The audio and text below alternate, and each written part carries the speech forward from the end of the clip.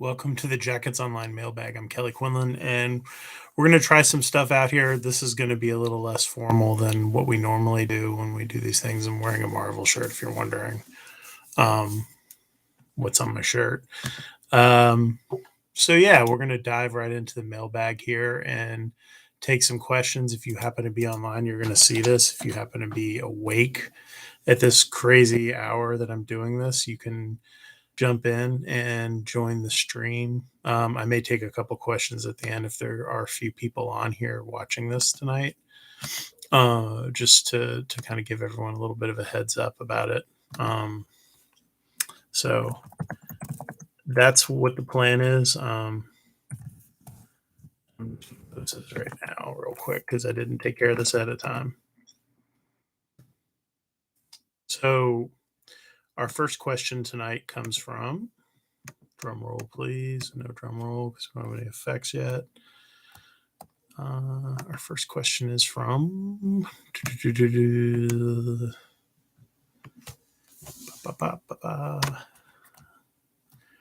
with South Carolina's season over, what are the odds that we get some good news about Derek Moore? All Georgia Tech fans have wanted Derek Moore back on the flats for some time. The spirit of Georgia Tech in some ways, Derek Demo, as most of us know him, lovingly refer to him as. And I would just say that I don't know. If that happens, it happens. I think there's a lot of pieces at play before something like that happens. So just stay tuned. If I have like an update on something like that, I definitely post that on the site. Any chance of hiring George Godsey as an analyst? I'm not sure. What is Goose doing now? That's one of the oddities of the mailbag is a lot of times I have to look things up, kind of on the fly and figure it out. He's a tight ends coach at Baltimore. That's right. Would Goose come back as an analyst? Definitely not an analyst. He has a good paying job. It's a situation where I've met him a couple times. I don't really know Goose at all on that kind of level, but my understanding of him is that he is a likes the NFL, doesn't would probably prefer to stay in that group. So I definitely don't see him, envision him, leaving the NFL to go be an analyst or a non-coordinator job, to be honest with you. With the on the field staff being unofficially complete, how would you grade the hires? Do you think he raised the ceiling with the staff he's putting together? So here's what I'll tell you. To be perfectly honest, I don't think the staff's complete. I think there's a lot of stuff still at play going on. I think you could still see some staff moves go on. And, none of these staffs are complete typically until February, after the second signing period. You still see a lot of movement. There's NFL movement. There's guys jumping to NFL. There's guys jumping to other college jobs. We're entering the period now where there's going to be another set of college assistants moving around as these bowl games finish up. I think Monday is sort of the last real set of bowl games. So, yeah, I'd say you give it incomplete right now. I like the hires that Brent's made, but I think that we don't know the total picture yet. And there could even be more on the field stuff that could happen here, in the next weeks. So yeah, you never know for sure what the final move's going to be, what the final staff's going to look like till February. So just hang tight on that, guys and gals. I just say we'll be able to figure that out later on, as you track all this stuff. Someone asked me anything new that you are planning to bring to JOL this year. Obviously, this element. This is a big thing that I've wanted to do for a really long time. It's been a time specific thing for me, has been trying to figure out both the technology and how to do this quickly and efficiently. This is kind of the dirty way we're going to do it in the short term. And then I have a longer term plan for Russell and I, how we'll be able to do stuff, bringing in former players, all of the things, using the the full breadth of sort of my connections in the business, and having done this now for such a long time covering Georgia Tech, to develop this as a platform along with JOL as a complementary piece. I think people really enjoy hearing and seeing what how we do things. I think things come across differently on the one thing I will definitely say is things definitely come across in a different way than they do when I say them on the board. People take things the wrong way. I take things the wrong way sometimes just from maybe not understanding someone's tone or whatever. So I think the visual meeting of seeing me talk, seeing Russell talk, seeing other people talk about what we're up to is going to be a huge thing for JOL in the future. Hopefully, drive the business, and hopefully, Brent Key wins. The basketball team gets their thing going. Maybe baseball is actually in the postseason. Those things will all also kind of make things more fun. And then we're always trying to add, adapt, bring more cool things into the fold. So I'm really excited about 2023. I'm excited about getting to work with a guy I really respect and who's become a friend. It was someone I really didn't know until this year in Brent Key. So I think that's cool. I think he gets what we do and appreciates what we're doing. So I'm excited about it. Um, Give me something that would make me want to watch the basketball team other than being a diehard fan. It's been tough. I'm not gonna lie. It's probably since that. I've had a lot of conversations with Coach Pastner, both in our media stuff and then just kind of privately. Like I think he's as frustrated as everyone is, and I think they're trying to figure it out. And it sucks that they keep getting in this weird situation where they spend like half of the season figuring things out. He's got to figure that out because that's got to stop. But right now they're in the hardest stretch of ACC play they're going to have all year. If they can eke out a win here and then one of the next two games, I think that will help. But yeah, I wasn't sure what to expect. They've been a little bit worse than I thought they would, and obviously Virginia and Carolina are both really good teams, so it's hard to judge that. I think losing the two games at Fort Myers is the thing to me that was probably the most disappointing. And then the 25-0 run in the last game was sort of crushing to watch. I think at one point I turned on the Alabama game and started watching that the Sugar Bowl during the game because I was just like, I can't watch this anymore. It's like watching train wreck over and over again for a stretch, and then they kind of turned around. And it was a little bit easier to watch. I will get to some chat questions here towards the end. We'll jump into that at the very end. What is my go-to dynasty in the old NCAA 2014? Are you looking to build a team like Rice up into a national champion, or do you pick like Texas and getting the 5 stars out of the gate? I am a big believer in taking the UMass like level. That's where my parents went to school as undergrads. My parents did go to Texas for grad school, but yeah, I'm a big believer in taking the little guy and building him up into power, and then maybe jumping to another job when I play the NCAA football. But Russell and I have been threatening to do like a tournament or something at some point with the NCAA football. Maybe we'll do that for the summertime or something if things get slow at some point. We'll jump in and do that. Maybe that's like a May thing or something, like after camp season ends. But as of right now, I like literally have my schedule in front of me with basketball and then our Rivals Camp Series stuff, which starts up in March. And then spring football on top of that. I'm pretty booked from basically starting Wednesday through, well, actually tomorrow, because I'll go down to Georgia Tech tomorrow to cover men's basketball, but for a media avail, but pretty much booked very solid. So there's not a lot of free time. And then Russell and I both have toddlers now. He has another one on the way, and we both have older kids than that. So free time is not something that we both enjoy much of. What ACC football teams do you see being really competitive next year, excluding the obvious of Clemson and UNC? UNC is interesting. Obviously, they'll be really good on offense. They still have not figured out how to play defense since Butch Davis left or got fired or whatever. I think he got fired. Looking at it, so much depends too on the schedule piece of all this. I think Louisville is a team that's interesting to me because they got the Plummer kid who I think is a decent quarterback.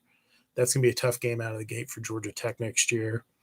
I think you'll see teams like Wake Forest maybe take a step back without Sam Hartman, but he's been really consistent at figuring that out all along the way, though. Clausen's a good coach. You know, I don't know. I think we still haven't seen really what the final teams are yet either. I think there's a lot of portal activity still going on. So I'll be curious to see what, even maybe even through the spring, like what teams look like going into next year in the ACC. And then I have like no feel for the schedule, the new schedule, with the way it's set up with the 3 permanent rivals or whatever. So I'll take a punt on that one.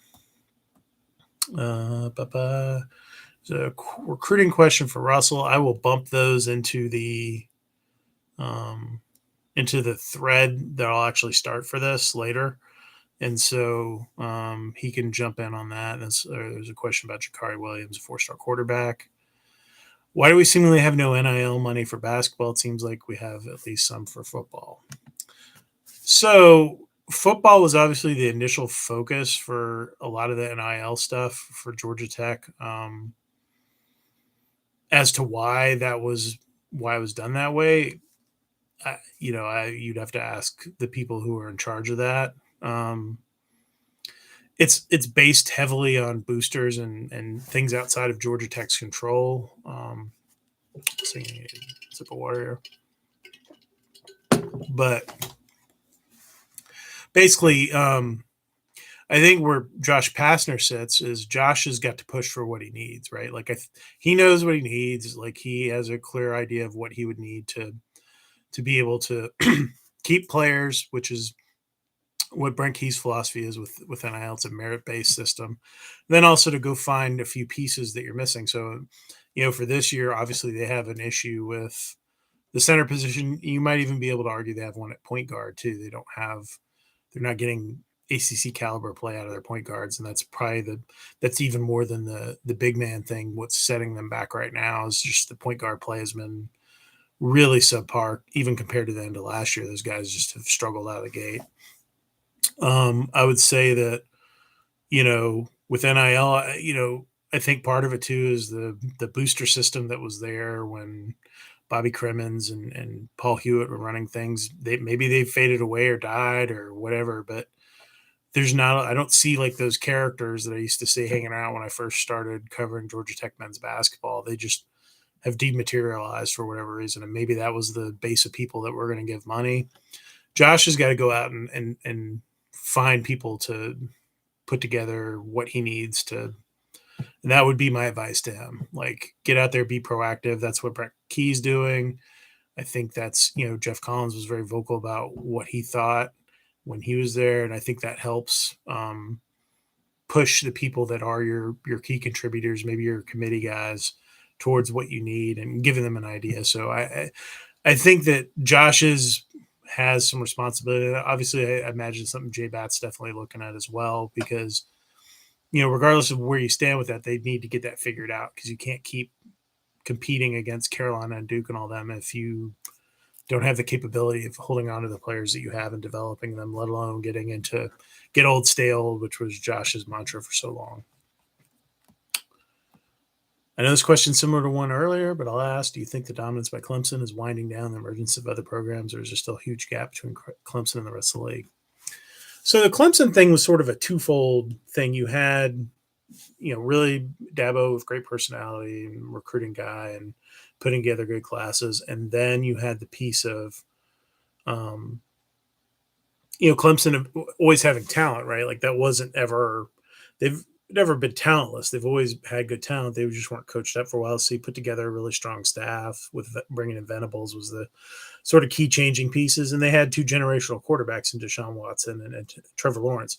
When they haven't had those 2 quarterbacks, they've really looked more pedestrian when either those guys have been hurt or unavailable for whatever reason.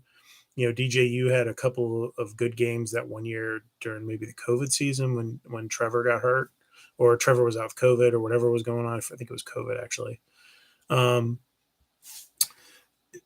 Do I think it's unwinding? I don't understand what Dabo's philosophy is in this modern era. I think you have to embrace the NIL thing. If everyone's doing it, you have to at least take part of it. Nick Saban is, there's a lot of guys that are sort of struggling in this era of trying to understand how to take pieces, keep pieces, and keep people happy and develop what you need. And I think Dabo may be stuck in that world a little bit. I think that he's got to figure out, maybe all the things that work for him are are going to change and evolve now. And so that would be what I would say there. I think that Florida State has I like Mike Norvell. I wasn't sure if he was going to be able to get the culture turned around at Florida State or not. He has started to get his thing going there, and he's a good coach. And they've been a program that's been a mess for a long time, them in Miami. And so if those teams get a heartbeat, I think Mario Cristobal is not a bad coach. Um,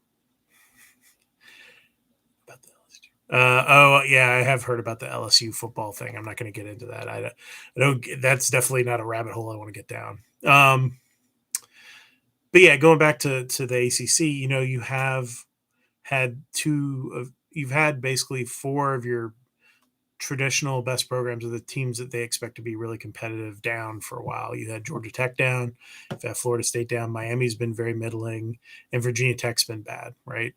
They were sort of I think maybe the core teams other than Clemson that people expected a lot from in the ACC, and they've all been down, and it's hurt, it's hurt the league. And so I think you need to see some reemergence of some of those programs. And I think you had Wake Forest step up and fill that void a little bit. NC State's been sort of on that edge. They always seem stuck just from crossing over into being really good. They get to that 10 win situation and get stuck. So yeah, I don't know. To me, I think Clemson's in a lot of trouble right now. I don't like what he's done with his staff. I think what made it work was him going outside of his system, finding guys like Venables, trying to bring in young hot coaches, and he's just kind of promoted guys from within. And their offense is a mess. It's terrible to watch, and it doesn't make sense to me because they have plenty of talent. So, I'm really curious where things go there. I mean, I saw people talking about Jeff Scott's going to be, they want to bring Jeff Scott back, and that guy's. I don't know what he brings to the table. He's a nice guy, but his coaching has never impressed me. Tony Elliott never impressed me as an offensive coordinator either. So like, I don't quite understand the love affair there and all that, but we'll see. I mean, he went out and got Chad Morris and Brent Venables. Those were the two moves that sort of keyed his jump up. Can he go do that again? Is he too stubborn to do that? Those are the questions they're going to probably, make or break the Clemson program over the next few years, because I think they're going to start to get in a situation where they're not going to out talent the league as much, and the schedule is going to be more even keel. So if you have Miami and Florida State, and Georgia Tech gets back to what they were for really from O'Leary through 2016, that changes the math for them a lot. Like and even Louisville, like having Jeff Brown was a good coach. Like those things can change the math for Clemson, and things could get really tough for them again. Do you believe we can improve with Coach Josh Pastner if we figure out NIL, or we just can't attract a new coach without it? So my comments on that are more about you have to have things in place to bring in an outside coach, whether it's football, basketball, whatever it is, whatever sport it is now with the NIL stuff, you have to have a system in place that works. When you're in the ACC and you're talking about teams like North Carolina that have, I joked at one point that maybe their NIL stuff might be like what the Kings budget is for their bench players, like in the NBA. I mean, I think you've got to be you're never going to be that at Georgia Tech, but you can be in the middle piece, because at some point, like, there's going to be people going after the Miles Kelly of the world or the Debo Coleman or whatever, and you're going to have to hold on to those guys. And you need something to offer them. And the reality is they were, probably 100K away from, if they had 100K in NIL, that would be the difference in one or two players on this team now. That would be the difference in probably 3 wins this season. So yes, it does make a difference. It does make a difference with the coaching change. And I think that, when you look at all of these things, if you're going to attract the kind of coach that's going to move the needle and level Georgia Tech up, unless you hit a home run hiring the next, young hotshot guy that's not coaching anywhere big right now. Unless you're going to go that route, if you want a proven guy, like you're going to have all that stuff in place. So my thought is you give Pastner fair weapons to fight with and see how he does before you pull the plug on him, because he has shown he can win when he has talent. He's shown that they can develop talent. I think his offense needs an overhaul a little bit. I think it's tough to watch, and I think if he can figure those things out, it's going to make a huge difference for him. But maybe it's wishful thinking on my part. I like Josh, so maybe that's clouding my judgment. This may take a lot of research, but what is the monetary commitment do I believe is necessary to right the ship with Georgia Tech men's basketball? I think if you had an NIL budget of $250,000 to $500,000, that would cover what you need to both retain guys and bring guys in and attract players. People talk about Auburn, all these other places, they have these things in place like that you're going against, and that's why you're missing on some kids, to be honest with you. And why you're not able to retain some guys and not attract guys through the portal too. Like the first thing that a kid in the portal is going to really ask a coach is that has experience and is a guy that could come in and make an immediate impact is, what can you give me? So if you look at what they've brought in guys from, a lower level like Javon Franklin or Lance Terry, who are not guys in a position to look for that. And that's how they ended up here versus going and getting a guy that's a veteran that played maybe in the SEC or played in the Big Ten or whatever. And it could be maybe more impactful in the short term. So those are the things that you would be able to address with decent NIL funding. So he wants me to go into the head coach's salary, the pools, the assistants, and the recruiting budget, and all that stuff. It would take some time. Maybe that's something I'll look into as the season progresses. Just figuring out what the big number is, and I don't know where. I'd have to find out from some people where Georgia Tech kind of sits in the ACC. I know they've been in the bottom half in terms of men's basketball and staff salary and overall budget and all those things, which is not good when you're in one of the more expensive places to live to be at the bottom of those things. It's not like you're in Starkville, Mississippi or something where the cost of living is fractional. So all of those things add up, right? If you and I'm a firm believer in investing in a product. Brought Russell on when Jackets Online started expanding, right? Like I believe in investing in the product, and it will pay dividends in the long run, and that has been proven to me in multiple businesses with things I do, with things my friends do that are in business. So to me, I think you've got to make those moves and provide something that people will you got to spend money to make money, basically is what I'm trying to say. In your opinion, is the streakiness of the basketball team a product of coaching, scheme, or something else? By streakiness, meaning the games, the scoreless stretches, 6+ minutes. The scoreless stuff with men's basketball, I think a lot of that is not having a reliable post presence that can score on a regular basis. When you have the way I described it was PJ Hall at Clemson, right? Like that's the ideal player that they don't have. And that's what they had with Moses. And James Branks was a poor example, better defense, maybe a lot less interesting on offense. But having that dynamic guy that you can dump the ball into that can go get a tough basket, get a layup, that's what kills you in those stretches when your shooting gets cold or you're having some funks in the offense. And they don't have it. Rodney Howard's not that guy. Rodney Howard's a really nice kid. He has a lot of strengths and weaknesses to his game, but he is not the guy to dump the ball into the post and tell him to go get a bucket. That's just not who he is. And Javon Franklin's an undersized guy with a lot of confidence. That's not that either.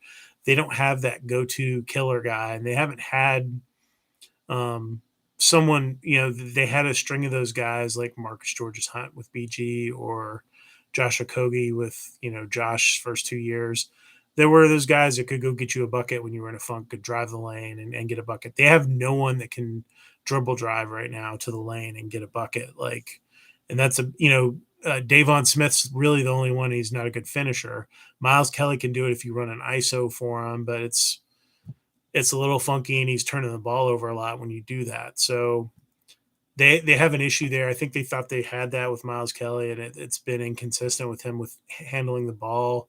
The more he's handled the ball, the kind of worse it's been for them, especially during those funky streaks with the offense. And then I think Debo Coleman struggled a little bit still to find his role in this offense. We live in a world of trade-offs. Georgia Tech basketball and football need some help. This isn't going to happen for both overnight. If you could advise Jay Bat, which school of thought would you recommend and why? All in a football, therefore basketball is number 2 in line for buyout NIL. Modest football, premium basketball, prioritize basketball from 6 to double-digit wins, blah, blah, blah. Okay, so basically, if you want to go all in, are you a basketball school or are you a football school? And the way the ACC is set up in the league that you're in, it is easier to be a football school, even with the schedule where you're playing Clemson and Georgia every year, because basketball is really stacked against you right now with the way that Carolina and Duke, and then Louisville, who's inexplicably terrible this year with Kenny Payne, and then Florida State. You have Virginia, who's been a juggernaut. There's a much steeper hill to climb there than the football program right now. The reality is, the last 2 years, Georgia Tech could have conceivably beat Clemson, right?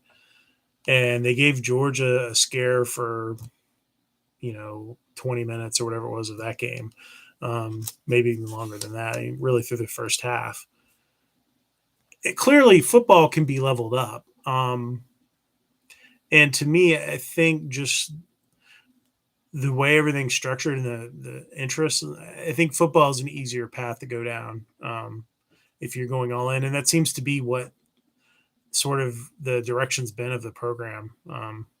They have certainly, really, since I've covered them, pushed all their money into football, and basketball has always been sort of number 2. If you look at hiring Brian Gregory, who's a guy that Dayton fans wanted fired, or hiring Josh Pastner, who Memphis people would like probably pay his moving expenses to get rid of him. At that point, they were frustrated with him. Like, they weren't going and hiring like this hotshot coach to come turn around men's basketball, or being a destination job for anyone. That's not been the history of the program, anyways. Like, it's just not. It's not viewed that way outside of Georgia Tech fandom. So it's been a long time since Stephon Marbury and all that. I think that people need to understand that you're going to have to build something more sustainable if you want to have that type of program. And so I would say investing in football is more likely to yield the type of results you're looking for long term. Jalen Woods, a quarterback from Woodward Academy. Is there any interest? Better question for Russell. I saw him camp. I liked him. I don't know where they stand with taking a high school quarterback right now. I think everybody in the world's it's been a bad sort of high school quarterback class. The example I use is a kid named Brock Glenn, who I like, is a good quarterback. He had everyone in the world fighting over him. And he was a guy that would be probably like at Mississippi State or something in a normal year. This has been sort of a down year for quarterbacks in general, and recruiting for whatever reason. It seems like 2024 is much better stacked as of right now. So maybe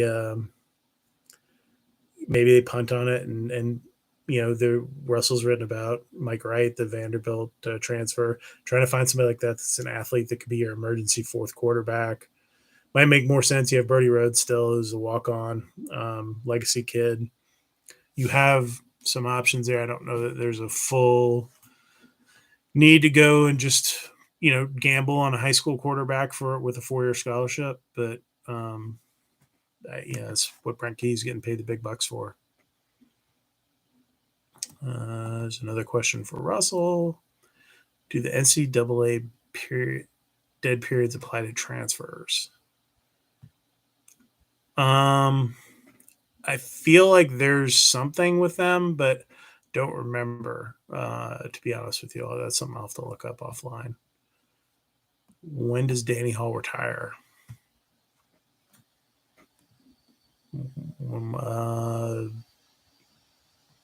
Don't know. I thought he would be retired at this point, to be honest with you, but that's not based on anything. I don't really know Danny very well. I obviously don't cover the baseball program in depth, and so you know, I think I think if you don't get things going, there's going to be more pressure now to do something. There's a lot of guys engaged with the program, and expectations are going up. So I would say, you know, I think everything's in play now. You got a new AD. There's no telling what's going to happen with Danny, but I wish him luck. I want to see him have at least one more good run. Maybe that's what he's waiting on too. Maybe he wants one more good run. What can GT and JBat do to reverse the dreaded process of going all the way back to DRAD of stepping over dollars to save pennies? I know the dollars are scarce, but what next move or two you would make as an AD you believe could have an instant impact? Yeah, I think the biggest thing that I even told Jay this when I talked to him personally. You need to be engaging the smaller donors, and they need to get people used to donating money. I think Radakovich was very focused on hitting the same people over and over again for money, the same big money guys, and I think they've made strides. I think Todd Stansberry actually made some strides with developing people into the donor pool, starting to develop donors. But I think it's a process that you're going to have to constantly work on and evolve. And that's where Clemson's done such a great job with IPTE and like having people, just start donating little bits of money and getting used to that and feeling invested. And that's the big thing about like what we do, right? Like people who are, Jackal's online subscribers are invested in the program, right? Like you're not, you are very much the target demographic, right? And if you're a younger person or even like my age, sort of in the middle of it, you your spending power goes up, should go up every year, right? So like that's the group that you're looking to develop into boosters and find and getting people into the stadium. I think those are the big things too, like getting students into football, men's basketball, baseball, whatever it is, like getting those people to show up and go to stuff. I think that's really big. During the last two men's basketball searches, was anybody ever formally offered the job? I mean, it depends on what you like. Did they send a contract to Bryce Drew? Like, I have no idea. That was a really long time ago. Like, and my recollection of like that search, which did not go very well to start with, is hard to recollect. Um, it is a Marvel shirt. Are there any graphic novels on my bookshelf? No, that's not something I've gotten terribly into. Um, when I was younger, obviously my youngest is super into all of this stuff and has started collecting. Going back to who was offered what. I think Gregory might have been the only guy that got offered the job from DRAD. But depends on what Jeff Capel told people he got offered the job before Bryce Drew, and then that sort of they played off each other at the time. So it depends on who you talk to. Every AD will tell you they didn't offer the job to anyone but the guy they hired. That's been throughout history the most common thing that I've ever come across during these searches. So that's it. But they definitely made a mistake with Gregory. Josh has done a nice job kind of turning things around, but seems to have bad luck and has also made some decisions that have kind of kept him from turning the corner, like holding on to Alvarado and Moses Wright that he talks about, or not understanding what Josh Okogie was doing or whatever. Like those things set his program back because he was too nice. And I think if anything, that's the thing that Josh suffers from. But there's no one that I could be like, hey, this would have been a slam dunk. I feel like now that I think about it, that Radakovich might have been on Chris Mooney at the time. The VCU, is it Richmond? And then that guy's like been terrible since that, and it's had a lot of ups and downs. So, And then the last question on here is Thomas Gary still on staff? I believe he was Provost Sudis' spot when he left, Director of Player Personnel. So Patrick Sudis actually was the GM, and Thomas worked under him. I forget if he was an assistant director of player personnel or whatever his job was at the time, but Thomas is still on staff as of right now. Obviously, things change. Like I alluded to at the beginning, like all these off the field jobs, guys move around all the time, and so I could say something right now and it'd be totally different. But as I look at all of this, like Thomas they split basically what was Sudis' job into like 2 or 3 different jobs. Now they brought Aaron Joe back. Aaron Joe's in that position, but it's a different job than the one Sudis had to an extent as well. So these things evolve. But yeah, Thomas has still been on staff, still been involved in recruiting weekends and all that stuff. Kenyatta's still been on staff. Those are the 2 guys that were sort of running things for Jeff's last year, but Aaron Joe's now above them, as I understand it. We'll jump into the chat here for a couple of questions. Yeah, Chris Mooney was the guy, and that would have been a mess. Jamie Dixon was the guy that Paul Johnson wanted them to hire, and Jamie and Paul were friends, and Jamie was interested in the job, and Dam didn't want to pay him. That was the story I always got. That's the story that Paul will tell you, what happened there, that was a money decision more than anything. So yeah, that would have been very interesting because Jamie Dixon's not had a great run at TCU after leaving Pitt, and so it's been a little bit interesting to kind of watch that unfold as well. I'm trying to think if there was anything else anything else you guys want to talk about in the chat real quick before I jump off. I appreciate everyone who's up late jumping on. I hear my toddler crying upstairs and my wife going to get him. So that's a good sign for me. I might have a toddler sleeping in my bed tonight with me.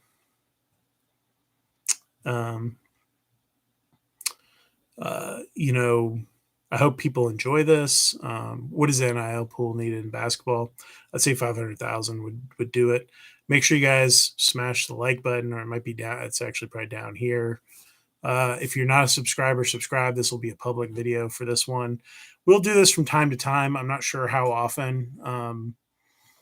It just depends on how popular it is. We'll post this and have a discussion and follow-ups on JOL and the message board. If you're not a subscriber, check it out. If you're a Georgia Tech fan, Jackets Online is the place to be on the internet. Russell Johnson, who's my number 2 guy, our recruiting editor, managing editor, and myself, I'm the publisher and the beat writer.